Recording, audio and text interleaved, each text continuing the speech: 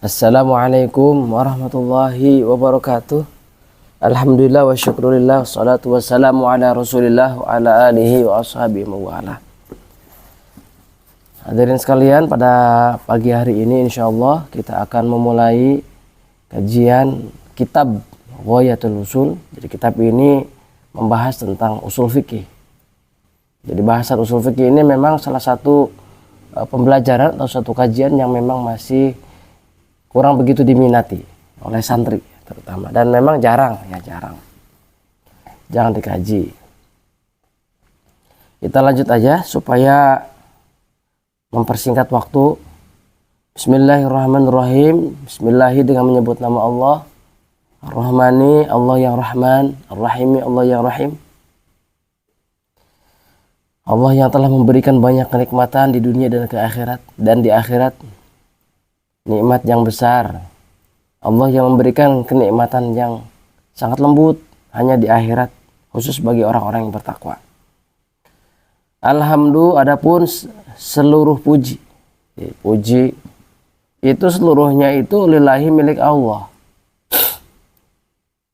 Alladzi wafaqana, yang telah memberikan taufik Allah kepada kita semua. Lil usuli, untuk sampai ila ma'rifatil usuli, untuk mengetahui usul, pengetahuan pokok. Wa yassara lana, dan telah memudahkan Allah suluka manahija, dalam rangka menjalani, suluk berjalan, manahija pada manhaj, jalan-jalan atau metode-metode, biquwatin, dengan kekuatan, audaha, yang telah menitipkan Allah hak kepada kuwah fil ukuli, di dalam akal. Wassalatu, adapun rahmat Allah, wassalamu, dan keselamatan, ala Muhammadin, semoga tercurah kepada Nabi Muhammad, wa alihi wa sahbihi, dan kepada keluarganya, wa sahbihi, dan sahabatnya, al-faizina minallah, yang berbahagia semua, yang sukses semua, minallahi, dari Allah, bil qabuli, disebabkan diterima amalnya. Jadi di sini di bahasan yang pertama, musannif atau pengarang memulai dengan bahasan Bismillahirrahmanirrahim. Dan alhamdulillah, kita tahu dalam tradisi literatur salafiyah ini, bahkan dalam tradisi ini terusnya berlanjut, musannif atau pengarang buku biasanya mengawali tulisannya dengan bacaan alhamdulillah, dengan tulisan bismillah, kemudian alhamdulillah. Hal ini dilakukan karena iqtidaan birqur'anil aziz, karena mengikuti kepada Al-Qur'an. Wa amalan biqaulil habibi, dan mengamalkan pada dawuh atau pada sabda Nabi Muhammad SAW. Ini penjelasan tadi matannya. Ini penjelasannya ya. Kullu amrin tibalin, setiap perkara yang memiliki tingkah itu kelakuan, hal. Maksudnya yang dinilai baik, yang memiliki nilai baik menurut syariat. La yubda'u fihi bi bismillahirrahmanirrahim, tidak diawali dengan bismillah. Ada pula riwayat lain yang mengatakan bahwa bilhamdalah, fahuwa ajzamu maqtu'ul barakah. Maka hal itu cacat. Maksud cacat itu artinya keberkahannya terputus.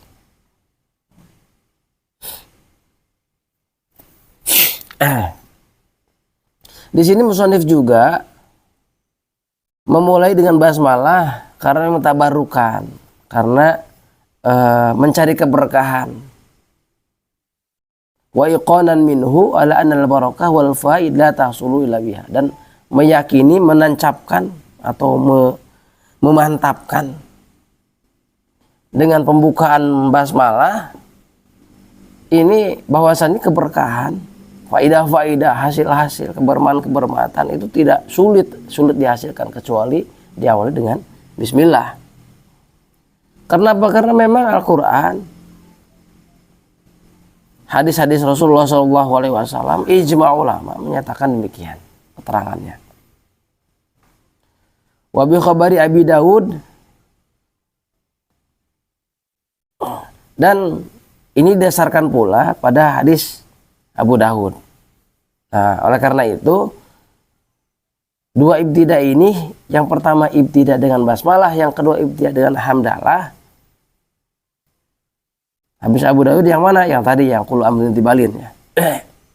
Karena jadi dua hadis ini, dua keterangan ini diamalkan.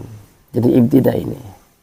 Dua ibtidah, satu ibtidah dengan basmalah, dua ibtidah dengan hamdalah. Karena mengamalkan dua riwayat. Dan ini pula menunjukkan bahwa tidak ada ta'arud atau tidak ada berlawanan antara dua keterangan riwayat. Gitu. Jadi saling menguatkan, justru bukan berlawanan. Karena kita tahu bahwa ibtidah itu dibagi dua bagian. Yang pertama ibtidah hakiki, yang kedua ibtidah idhafi. Yang hakiki itu berhasil atau bisa diekspresikan melalui basmalah, sementara idhafi diungkapkan dengan hamdalah. Apa perbedaan ibtidah idhafi dan hakiki? Hakiki itu malam yataqaddam alaihi syai'un aslan. Ibtidah hakiki, ibtidah yang hakikat, yang betul-betul permulaan adalah sesuatu yang memang tidak pernah didahului. Karena sebelum basmalah kan kita belum melakukan apa-apa, belum menulis apa-apa, belum membaca apa-apa. Basmalah itu sebutnya hakiki, betul-betul permulaan. Kalau idhafi itu didahului. Ada basmalah dulu, baru hamdalah. Walhamdulillah. Jadi kata-kata hamdalah ini, kata-kata hamdu ini khusus kepada Allah Subhanahu wa taala. Baik jika kita menggunakan al dalam alhamdu ini sebagai istighraq. Istighraq itu artinya mencakup. Jadi kullu fardun min afradil hamdi. Jadi setiap bagian atau anasir hamdu itu memang milik Allah. Ya, milik Allah. Atau jenis.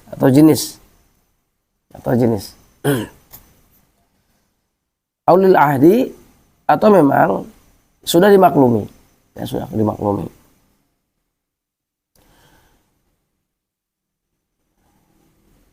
Nah, kemudian di sini juga diketengahkan bahwa hamdu itu tempat keluarnya khusus. Kalau hamdu itu dari lisan. Hamdu itu dari lisan khusus. Kalau syukur ini dibedakan antara hamdu dengan syukur. Jadi kata-kata hamdu itu lebih umum daripada syukur itu lebih umum daripada hamdu dan pujian. Tuh.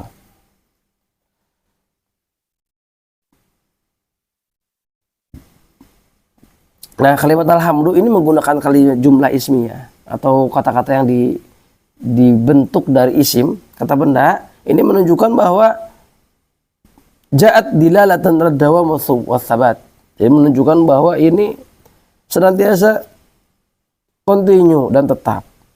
Gitu.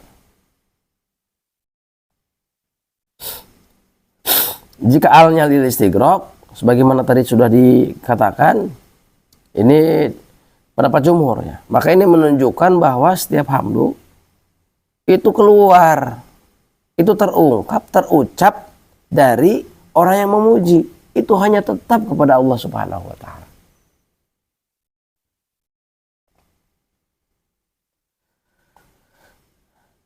Nah, puji ini ibadah. Jadi puji hamdu ini kita memuji kepada Allah adalah ibadah. Ada 4 rukun di sini. Yang pertama ada khamsatu arkanin wa arba'atu ahkamin. Amal arkan fahiya hamidun wa mahmudun, satu yang memujinya. Kedua, mahmudun, Allah yang dipujinya. Yang ketiga, mahmud bih. Mahmud bih itu adalah sarana atau alat yang digunakan untuk hamdu. Yang ketiga, mahmud alaih, atas dasar apa hamdu itu diucapkan, yaitu kenikmatan. Yang kelima adalah sigat. Sigat yaitu atau ucapannya yaitu alhamdulillah. Hukumnya ada beberapa karena kita mengkaji usul fikih. Maka tentu saja beberapa konsekuensi hukum akan diketengahkan. Yang pertama adalah wujub. Membaca hamdu itu wujub, wajib hukumnya, wujub. Disebabkan apa? Ketika dalam sholat, ya. Salat kita baca Fatihah alhamdulillahirabbil alamin. Nah, itu wajib hukumnya. Kalau nggak dibaca, batal salatnya. Karena tidak memenuhi rukun. Salatnya batil atau fasid. Yang kedua an-nadbu. An-nadbu itu adalah sunnah, seperti membaca hamdu ketika khutbah nikah, atau ketika permulaan doa, atau ketika penutupan doa. Itu wa akhiru da'wahum alhamdulillahi rabbil alamin. Itu sunnah hukumnya jika kita membaca di akhir doa. Atau fi ibtidai ta'lif wa durus, ketika kita memulai pembelajaran, ya, belajar pelajaran, mengarang buku, ya dimulailah dengan hamdu. Itu hukumnya sunnah. Itu hukumnya sunnah. Wa ba'da, setelah selesai makan minum setelah selesai makan minum, ya sunnah membaca hamdalah, alhamdulillah ya Allah. Wa idza husul nikmah, ketika mendapatkan nikmat, oh alhamdulillah. Atau selamat dari penyakit, atau dari ujian-ujian, dari cobaan-cobaan, dari kecelakaan. Nah, itu sunnah membaca alhamdulillah. Atau kita selamat atau terhindar dari sesuatu yang kita benci, yang dibenci, alhamdulillah ya Allah, gitu. Atau ketika melihat orang yang sedang diuji atau diberi balai, oh, itu alhamdulillah, akan tapi bacanya keras-keras. Nanti disangka orang mensyukuri orang yang terkena bencana, kita syukuri. Jangan, ya, bacanya alhamdulillah. Maksudnya sunnah, dalam rangka sunnah. Yang ketiga hukumnya adalah makruh. Ya, makruh baca alhamdulillah. Seperti membaca hamdalah, membaca hamdu pada tempat-tempat yang kotor. Nah, itu makruh hukumnya. Terus yang keempat, haram. Haram ketika kita maksiat. Wah, senang dapat maksiat, alhamdulillah, kita berbuat dosa, ya nggak boleh. Itu hukumnya haram. Nah, di sini juga kemudian musannif, ini saya buku yang saya baca adalah Tashilul Wusul. Tashilul Wusul ila Fahmi Lubil Usul, ini bukunya. Ini mirror seharusnya. Ini mirror. Tashilul Wusul ya bukunya. Nanti si bukunya nanti akan saya perlihatkan. Ya, Tashilul Wusul. Seharusnya ini terbalik ya ini. Karena ini kamera, nggak tahu nih cara mirrornya bagaimana. Oke, lanjut. Kemudian di sini mu'alif atau pengarang memuji kepada Allah Subhanahu wa taala dengan sholawat dan salam kepada Nabi. Ya, karena sholawat dan salam itu pahalanya sangat besar sekali, ya. Keutamaannya sangat luar biasa, ya. Dan kemanfaatnya sangat bisa dirasakan oleh banyak hal, oleh banyak orang, oleh banyak makhluk. Wahya tasyrah sudur. Ya, dengan sholawat itu bisa hati menjadi lapang. Oh, ingat kepada Rasulullah, ya Rasulullah, Allahumma sholli ala sayyidina Muhammad wa ala sayyidina Muhammad.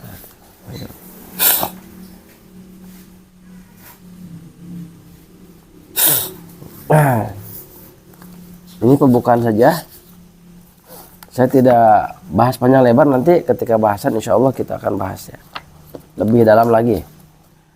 Wa ba'du fahada mukhtasaratun. Wa ba'du, dan setelah membaca matan lagi, kita ke matan lagi.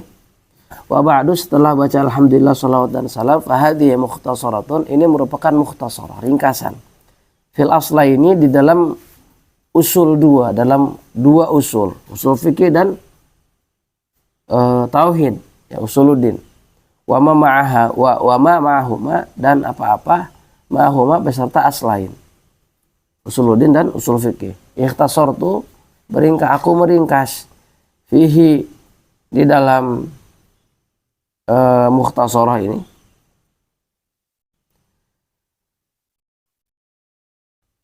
jam al-jawami, dalam ma ini kemaja, jam al-jawami,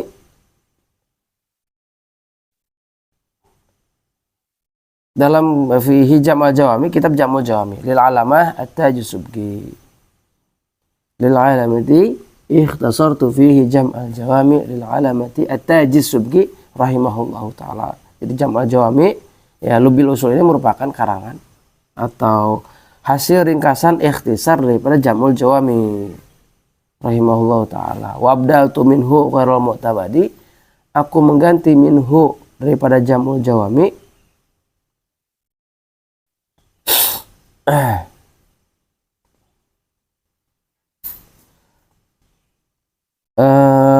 ghairul mu'tamadi kepada yang tidak mu'tamad, wal wadih dan ghairul wadih tidak jelas, bihima dengan yang mu'tamad dengan yang wadih, ma'a ziyadatin hasanatin beserta ziyadah hasanah, tambahan-tambahan yang bagus, yang elok. Wa nabahtu dan aku mengingatkan ala khilafil mu'tazilati